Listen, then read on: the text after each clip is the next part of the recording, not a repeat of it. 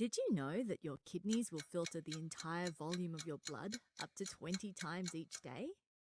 What's more, each kidney will produce up to 1.5 litres of urine, which will be sent to the bladder for storage. This means that whether we're running a marathon or watching our favourite shows on a Sunday afternoon, the 1 million nephron units present within our kidneys are working their socks off. In this video, we'll take a look behind the scenes at the micromachinery responsible for keeping all of these processes in check. We'll go on a virtual exploration down the microscope to uncover anything and everything we can identify along the way. So let's get these neurons and nephrons fired up. It's time to take a look at the histology of the kidney. Let's start by checking out what we'll cover in this video. We'll begin by reminding ourselves about the gross anatomy of the kidneys, including a reminder of what blood vessels supply the various parts of the kidney.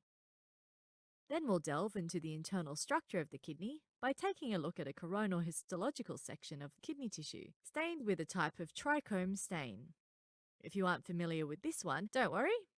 It's a great chance for us to explore our histology in a slightly different way to what you may have seen before. Then we'll magnify our lens and take a closer look at the kidney ultrastructure with our good old friend, the H&E stain. And finally, we'll contrast the adult and fetal kidney to point out some characteristic features of kidney development. And once we've whizzed through all this content, your brain, or perhaps your bladder, will be full to the brim with new and exciting kidney facts to impress your peers in anatomy class. So without further ado, let's get cracking with the gross anatomy of the kidney. So we know that the kidneys are bilateral or paired organs found in the retroperitoneal space of the abdomen. They're found in a really posterior position, as we can see here in this radiology image, posterior to the liver or spleen, right next to the vertebra and deep muscles of the back. They're bean-shaped and can be found between the vertebral levels T12 and L3, with the right being positioned slightly lower than the left. Each kidney contains a major convexity on the lateral surface and a minor concavity on the medial surface. And it's here, at the medial concavity, where we have the hilum of the kidney from which the ureter emerges, on its final pathway to the urinary bladder. You'll find the neurovasculature of the kidney entering and exiting the organ at this point. Let's turn our attention now to the internal anatomy of the kidney. There's only one way to uncover this information, and that's to take a look inside the kidney itself to uncover what lies beneath the surface, which is where we're going to be starting our journey. The surface of the kidney is called the renal capsule, and it surrounds the kidney tissue itself, which is called the renal parenchyma. This tissue can be further divided into an outer layer known as the renal cortex and an inner layer known as the renal medulla. So let's start on the outside with the renal cortex. The cortex has a somewhat striated appearance due to the presence of medullary rays, which extend from the underlying medulla. I'll explain a little bit more about these a little bit later on in the tutorial. Next up is the renal medulla, which can be divided into 10 to 18 masses of tissue known as renal pyramids, and between each of these pyramids are extensions of the renal cortex, which are known as renal columns. Taken together, one renal pyramid and its overlying section of renal cortex is known as a renal lobe. As I mentioned, on the medial border of each kidney, there's a central depression called the renal hilum, through which blood vessels and the renal pelvis enter and exit the kidney. This hilum opens up into a central space called the renal sinus. Okay, so in the introduction to this tutorial, I mentioned that the basic functional unit of the kidney is called the nephron. And it's these structures that operate tirelessly to ensure that hundreds of litres of blood are filtered each day to produce urine, which is sent to the bladder for storage. But what are they exactly? And what makes them tick? Let's take a look. Essentially, each nephron is divided into a renal corpuscle and renal tubule. The renal corpuscle is the first dilated portion of the nephron containing a mass of capillaries surrounded by an epithelial capsule. The second part of the nephron is the renal tubule, which is divided into many parts, including the proximal tubule, the nephron loop, which you may know as the loop of Henle, the distal tubule, and the collecting tubule, which forms the last part of the nephron. Along its length, the renal tubule passes through the cortex and medulla of the kidney parenchyma, carrying the urinary filtrate, to be finally drained into the pelvicalicele system, which we'll get into later. But it's a little bit more complex than that. You see, we also have blood vessels passing through the cortex and medulla, all branching away from a stem vessel called the renal artery. This artery enters the kidney through the renal hilum before multiple smaller branches start to emerge, which include the segmental arteries, the interlobar arteries, and the arcuate arteries, just to name a few. And that's just the arteries. In reality, these vessels travel with their associated venous counterpart, aka the veins, which fortunately for us carry the same names as the arteries, examples of which include the arcuate vein, the interlobar vein, and the renal vein. Now that our nephrons are fired up and ready to go, let's put this knowledge to the test as we go down the microscopic lens to uncover some of the structures we just mentioned. Let's waste no time and get to it. Okay, so we're now all familiar with some basic anatomical structures on schematics such as these, but in reality it isn't this simple, and it looks a little more like this.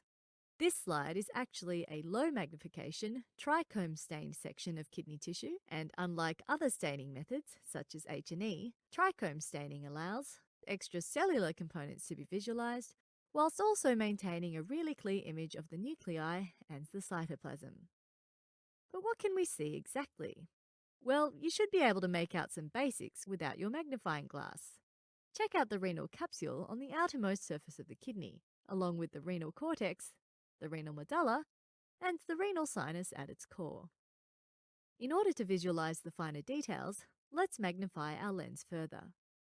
Now that we've zoomed in a little, we can see the outermost layer of the kidney a little clearer, which is known as the renal capsule.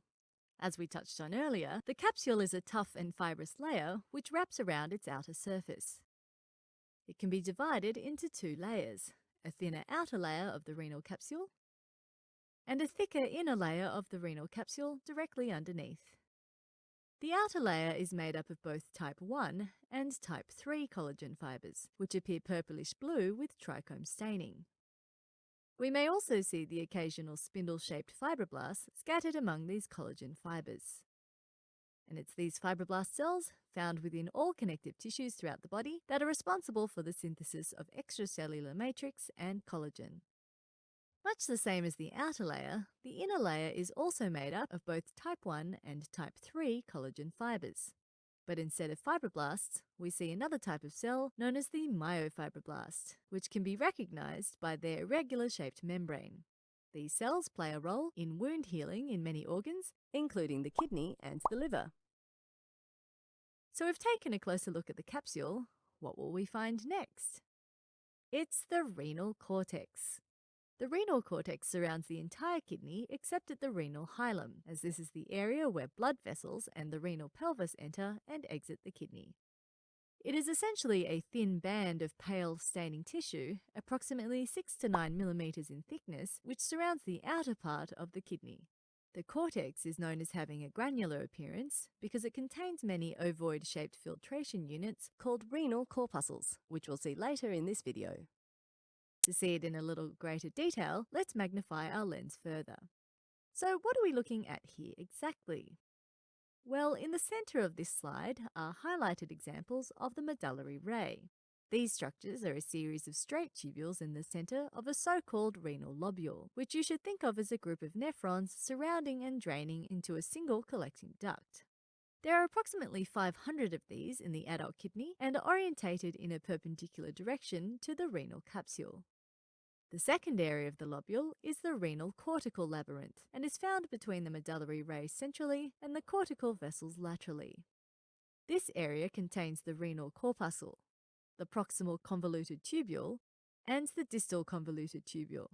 Unlike the straight tubes of the medullary ray, the cortical labyrinth has a far less regular arrangement with concentric-looking tubules instead. Later in this video, we'll go through the whole nephron in depth, so don't worry, we'll be coming back to this. Now that we're familiar on the cortex of the kidney, let's move down another layer and check out the renal medulla. As we mentioned earlier, the medulla can also be split into defined regions at a gross level, involving structures called renal pyramids. The renal medulla is divided into an outer or more superficial part known as the outer stripe and an inner or deeper part known as the inner stripe. These are each characterized by what parts of the nephron they contain, but we'll see more on this later. The pyramid has a flat base located adjacent to the next structure here highlighted in green, the corticomedullary border, also known as the corticomedullary junction of the kidney. The corticomedullary junction is the point at which the renal cortex and the renal medulla meet and is the place that divides the short-looped nephrons of the cortex from the long-looped nephrons of the medulla. The apex of the renal pyramid is known as the renal papilla. It is composed of the terminal portions of the collecting ducts, which unite to form larger renal papillary ducts which empty into the renal pelvis. The papillary ducts have large and wide lumens and are lined by simple cuboidal or columnar epithelial cells. Openings of the numerous papillary ducts form a sieve-like appearance at the tip of the renal papilla, known as the cribriform area. It's here where the contents of each renal papillary duct is emptied into the minor renal calyx. These in turn empty into major calyces, which come together to form the renal pelvis. And taken together, this is what we mean by the pelvicalyceal system. The renal pelvis passes through the hilum of the kidney, where it becomes known as the ureter, and interestingly, the renal pelvis, along with the ureter and the urinary bladder, are lined by a specialized type of transitional epithelium known as urothelium. Note how the urothelium has large cuboidal cells where binucleate cells can often be found, which is quite different from the simple columnar epithelium of the renal papilla, which you can see here on this image highlighted in green. So now we've spotted some major anatomical features of the kidney, let's take a closer look at the vessels across these regions. So as we've encountered before, the renal artery is the major stem vessel entering the kidney. Once through the renal hilum, the artery splits into two major branches, notably the anterior branch and the posterior branch. It's these branches which give rise to a series of segmental arteries which course through the renal sinus. Examples we can see here include the anterior inferior segmental artery and the superior and posterior segmental artery, to name a few. From the segmental branches, interlobar arteries emerge, which course through the medulla to the level of the corticomedullary junction. And once the interlobar arteries have reached this level, they divide again to form the arcuate arteries, known as arcuate because they form a large arching network around the base of each renal pyramid. And finally, can you guess what artery radiates from this arc? Yep, you got it! The interlobular arteries, which travel through the cortex and give off microvessels surrounding the functional unit of the kidney, the nephron. Important to take note of is that these interlobular arteries are also commonly referred to as cortical radiate arteries. But what does all of this look like histologically? Well, zooming in again, we can see multiple examples.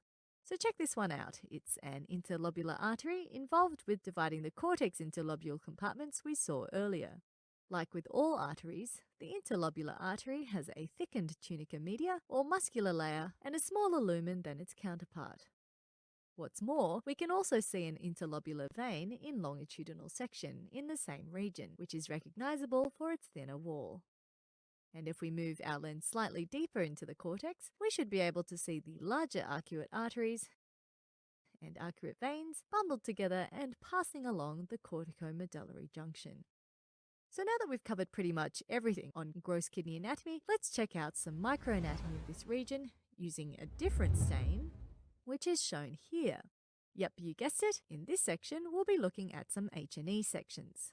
Using H&E, the nuclei stain blue and are basophilic because they're heavily abundant with ribosomes, and the cytoplasm stains pink and is acidophilic due to the presence of cytoplasmic proteins. Let's kickstart this section with a quick recap over where we're at so far. At the outermost edge of the section is the renal capsule, which can be divided into an outer layer and an inner layer. Moving deeper into the kidney parenchyma, the next layer we'll encounter is the renal cortex. And the next layer? You got it! This is the renal medulla, which we've already mentioned is divided into different parts itself. So now that you're equipped with all the necessary tools to voyage further into the microanatomy of the kidney, let's begin by looking at the nephron. The nephron is the basic functional unit of the kidney and can be classified as one of three types. Cortical nephrons, which have their glomeruli in the outer parts of the renal cortex, and they have shorter nephron loops which extend only into the outer region of the medulla. Juxtamedullary nephrons, whose proximal tubules lie at the level of the corticomedullary junction and have relatively long nephron loops reaching deep into the medulla, or mid-cortical nephrons, which are an intermediate between the two. Okay, so I know what you're thinking. All of this stuff sounds terribly complex and convoluted. But fear not, it's all pretty logical. Let me take you on yet another adventure down the lens to take a look at each portion in turn. So here we're looking at the first part of the nephron, which is the renal corpuscle. It's formed from a core of capillary tufts known as the glomerulus at the centre and is surrounded by a double-layered epithelial shell known as the Bowman's capsule, also known as the glomerular capsule, around the outside. Each corpuscle contains a urinary or tubular pole where the proximal tubule begins, and a vascular pole where the blood vessels enter and exit the corpuscle. The blood entering the renal corpuscle will be filtered through the filtration barrier before forming what's known as the urinary filtrate, containing both waste products and useful ions which will later be reabsorbed along the nephron. But where does this blood come from? Well, this would be the afferent glomerular arteriole, which delivers blood to the renal corpuscle.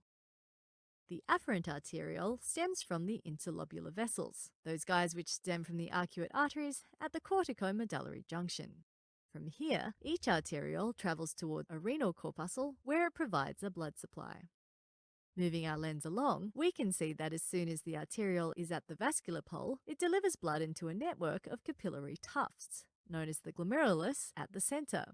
It is here where filtration occurs, and molecules small enough to pass through the barrier end up in the urinary space. But what is the filtration barrier? And what is it made of? As I mentioned already, glomerulus is surrounded by a double-layered capsule, an outer parietal layer and an inner visceral layer. The parietal layer consists of a simple squamous epithelium surrounded on the outside by a basal lamina. The visceral layer adheres to the glomerular capillaries and is formed by irregularly shaped epithelial cells, known as podocytes, and taken with the endothelium forming the capillary itself, forms the barrier responsible for ultrafiltration. Let's take a closer look at these podocytes, which are one of the major components of this filtration barrier. They are specialized stellate or star-shaped cells which secrete factors such as angiopoietin-1 and vascular endothelial growth factor, which maintain the capillary endothelium of the glomerulus. The space between the parietal and visceral layers of the glomerular capsule is known as the glomerular capsular space, or urinary space, which receives the urinary filtrate from the glomerular arterioles. The glomerular capsular space is continuous with the proximal tubule, which we'll look at in a moment. And when that's all over and the filtrate has been formed, the blood leaves the renal corpuscle via the efferent glomerular arteriole, again via the vascular pole, which we can see here. On a side note, it's pretty important to mention that the lumen of the efferent arteriole is smaller than that of the lumen of the afferent arteriole. Do you know why this is? This difference in diameter of the lumen generates pressures high enough for glomerular filtration to occur. It involves specialized cells known as juxtaglomerular cells, which we can see now that we've zoomed in to the afferent arteriole. These cells are found in the wall of the arteriole and the distal tubule, acting to maintain an appropriate blood pressure in the glomerulus for filtration to occur.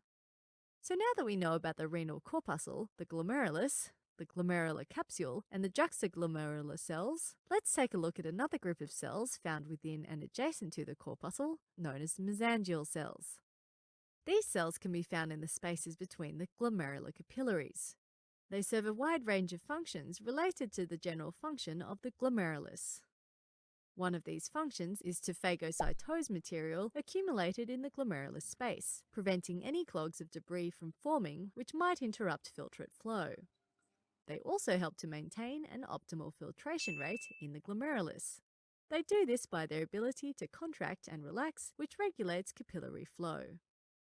In addition, they also provide physical support to the capillaries within the glomerulus. And finally, these cells can release cytokines and prostaglandins, which act to repair and maintain the filtration barrier. Unfortunately for us, these cells are pretty hard to spot in histological section and are often mistaken for a podocyte. but in reality, they often stain a little darker than their podocytic neighbours. To sum this all up, I kind of think of the mesangial cells as the handyman of the corpuscle, keeping the glomerulus in check and fixing any problems which might creep up. Let's turn our attention now to the renal tubule, which is divided into several parts, the first of which is the proximal tubule. It is specialized for iron reabsorption and makes sure that we reclaim the nutrients, water and electrolytes which have passed through the filtration barrier. In fact, the proximal tubule reabsorbs around 65% of the filtrate drained in the renal corpuscle. Once reabsorbed, these molecules pass through the cell walls and into the network of the peritubular capillaries in the cortex. These peritubular capillaries are branches of the efferent arteriole, which surrounds the renal corpuscle. The first part of the proximal tubule is a region known as the proximal convoluted tubule. Convoluted refers to the fact that it looks a little bit like spaghetti in appearance compared with the straight tubules which look more linear. The tubules are formed from a single layer of cuboidal epithelium with a granular cytoplasm. It has many cool features which make it highly specialized for absorption. Check out the apical surface. It contains many microvilli which gives a kind of fuzzy appearance to the luminal border of the cell. This increases surface area for absorption in the tubule. For much the same reason, the basal surface is highly folded and contains many transporters, pumps and channels which move ions from the lumen into the peritubular capillaries. Inside the cell, the cytoplasm contains many vacuoles which assist in storage and transport. For example, proteins stored here may be broken down by lysosomes before being released into the capillaries. The cytoplasm is also highly acidophilic, as it is packed out with many mitochondria. The mitochondria facilitates the production of ATP, which supports the active movement of ions by pumps and transporters at the basal surface. The proximal convoluted tubule continues as the proximal straight tubule, which passes into the outer medulla of the kidney. The cells here are not as specialized for absorption and have a less developed brush border of microvilli and fewer mitochondria for sustaining gross transport of the molecules. The proximal straight tubule is also the first segment of what's referred to as the nephron loop, or the loop of Henle. This explains why the proximal straight tubule also is sometimes referred to as the thick descending limb of the nephron loop. So we're going to move on now to what's known as the thin segment of the nephron loop. And as we noted before, the length of the thin segment varies with the location of the nephron within the cortex. Juxtamedullary nephrons have the longest limbs, while cortical nephrons have the shortest. The first part of the thin segment of the nephron loop is called the thin descending limb. It's continuous with the proximal straight tubule and has a luminal diameter of just 30 micrometers, which explains the whole thing about being thin, of course. It's lined by simple squamous epithelium, which allows it to be highly permeable to water, but not specialized for the absorption of ions and solutes remaining in the urinary filtrate. Because the interstitial fluid of the surrounding medulla is hyperosmotic, water diffuses out of this nephron segment. Following the bend of the nephron loop, next is the thin ascending limb of the nephron loop. Like its neighbour, the thin descending limb, it too is lined by a simple squamous epithelium. Unfortunately for us, the thin ascending loop looks pretty similar to the vasa recta down a microscope. But all is not lost, as the vasa recta have a thinner epithelial lining than the thin ascending limb, and of course have lots of red blood cells inside their lumens. The thin ascending limb of the nephron loop does not actively transport ions from the filtrate to the blood, nor is it permeable to water. However, it does allow for passive diffusion of sodium chloride, or salts, meaning that the filtrate inside becomes hypoosmotic and the interstitium becomes hyperosmotic. Now we've moved our lens, we can see that in the distal straight tubule, also known as the thick ascending limb, our lining changes to simple cuboidal epithelium. It also contains many mitochondria to help produce enough ATP to sustain active support of sodium and chloride ions. Once absorbed, these ions pass into the interstitial space surrounding the tubule. What's more, this increasing concentration of ions in the interstitial space draws in water molecules from the thin descending limb, making the filtrate that bit more concentrated. The distal straight tubule has large cuboidal cells, which have a lightly stained cytoplasm and nuclei located towards the apical end of the cell, which causes the cells to appear to bulge into the lumen of the tubule. They do not have a well-developed brush border of microvilli, which helps us identify them from the proximal straight tubules. And you can expect to find these distal straight tubules in the outer stripe of the medulla or within the overlying cortex. Let me quickly remind you about the stripes of the medulla. You'll remember earlier we mentioned that the renal medulla has what we called outer and inner stripes. We can now define exactly what is meant by these terms. The outer stripe is the more peripheral portion of the medulla and is only traversed by thick segments of nephron tubules. The inner stripe, however, is structurally distinct from the outer stripe due to the fact that it contains both thick and thin segments of nephron tubules. The next structure which I want to draw your attention to is this thickening along the distal straight tubule as it contracts the renal corpuscle. This is known as the macula densa of the distal straight tubule. These cells are tall and narrow columnar epithelial cells with large nuclei which can usually be found at the apical surface close to the lumen. The cells of the macula densa are also components of the juxtaglomerular apparatus, that whole feedback system responding to changes in glomerular blood flow. When blood flow decreases in the glomerulus, downstream changes in the pressure mean that more salt is reabsorbed from the proximal tubule. As this occurs, less salt reaches the lumen of the distal tubule, which is detected by the cells of the macula densa and leads to the secretion of prostaglandins. These stimulate renin release from the juxtaglomerular cells, which bring the flow rate up again by vasodilation. I know all of this sounds super complex right now, but it's essentially just a feedback system keeping flow constant. Similar to the proximal tubule, the distal tubule also contains a distal convoluted tubule, which also functions in further iron reabsorption and secretion. It's lined by a simple cuboidal or square-shaped epithelium with no distinguishable brush border. As a result, the lumen has no fuzzy appearance like in the proximal tubule, but rather is wide and smooth. The cuboidal cells are smaller and slightly lighter staining than their proximal counterparts, and the cell borders are very noticeable. Distal convoluted tubules are shorter and less convoluted than proximal tubules, so you'll notice that they're less frequently seen in sections of renal cortex. And lastly, we're at the collecting tubules. They're the shortest and terminal part of the nephron, where excess water is reabsorbed from the filtrate. In the cortex, multiple tubules converge to form collecting ducts in the region of the medullary ray. These are somewhat more flattened or squamous compared to the surrounding convoluted tubules. As the collecting ducts continue into the medulla, they're lined by a single layer of cuboidal epithelium, which later joins up with other ducts to form much greater ducts of Bellini in the outer stripe of the medulla. The ducts of Bellini travel towards the apex of the medullary pyramid, where multiple ducts join to form a single papillary duct. The collecting duct contains many pale staining cells called principal cells, also known as light cells, or simply collecting duct cells. These can be identified by their relatively empty cytoplasm with hardly any organelles.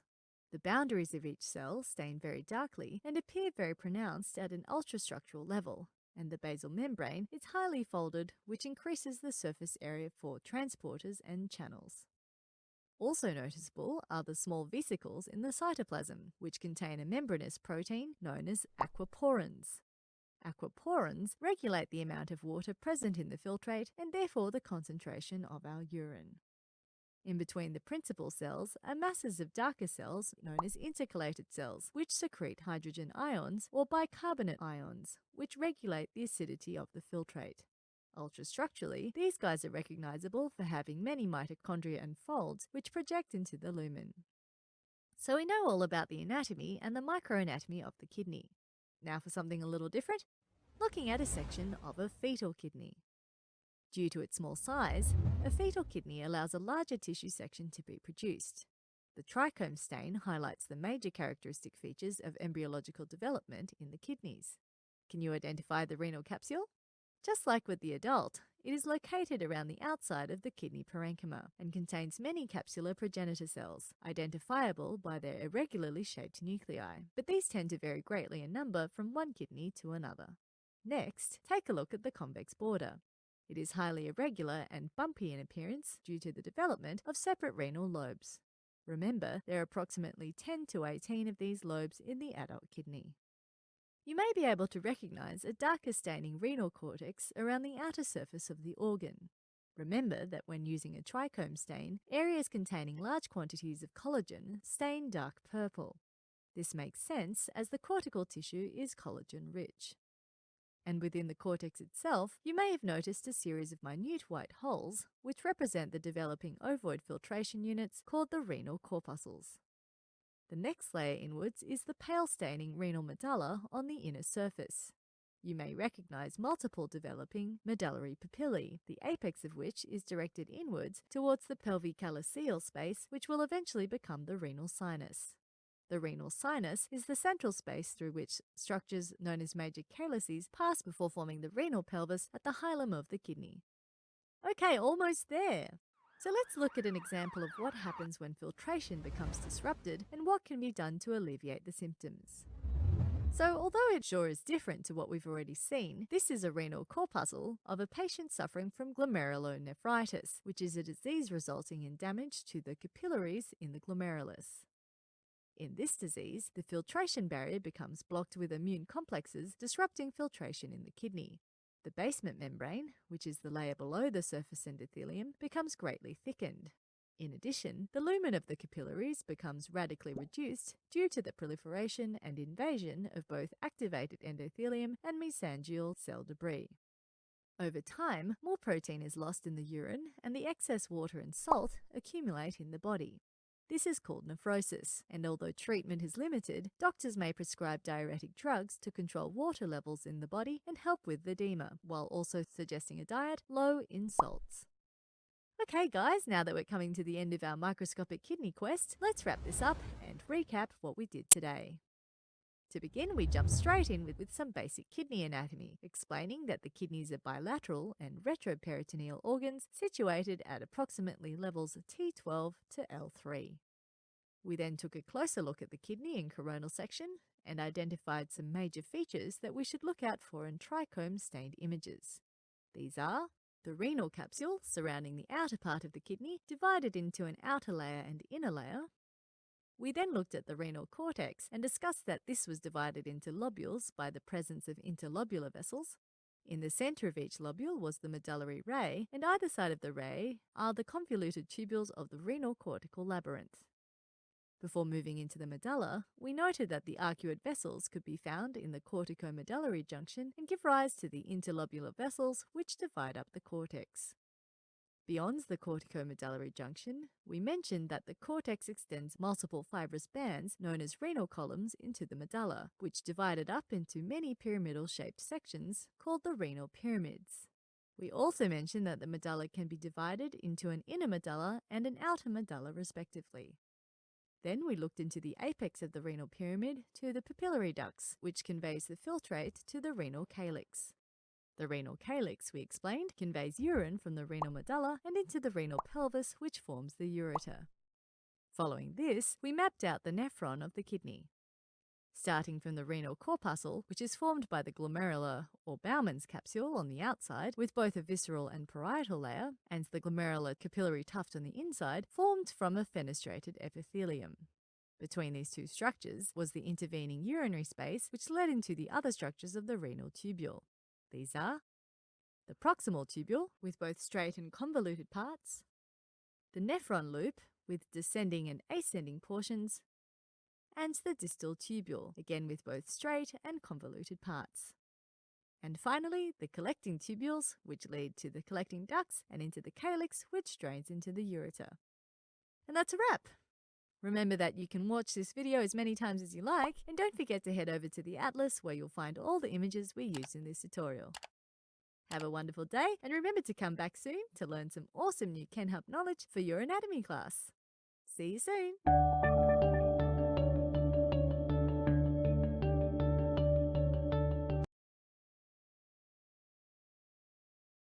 Did you know that your kidneys will filter